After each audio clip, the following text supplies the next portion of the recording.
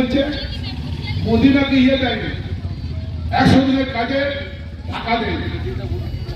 এই 100 দিনের কাজে যদি চোর ধরা যায়, কি বলে না, ঠক বাঁচতে কাম উজাড়, তৃণমূলের পুরো টিমটা সব জেলে ঢুকে যাবে, জেলে ঢুকে যাবে, কেউ বাইরে থাকবে না। বংশে বাকি দিবার তৃণমূলের কেউ থাকবে না।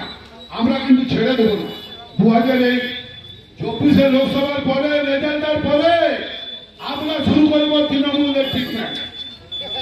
তৃণমূলদের যে যা টাকা চুরি করেছ, যে যা চাকরি দিবার নাম করে টাকা নিয়েছ, যে যে বিভিন্ন পঞ্চায়েতে বিভিন্ন লোকের নাম করে টাকাকে হস্তগত করেছ, তাদেরকে আমরা কিন্তু ছেড়ে কথা বলবো।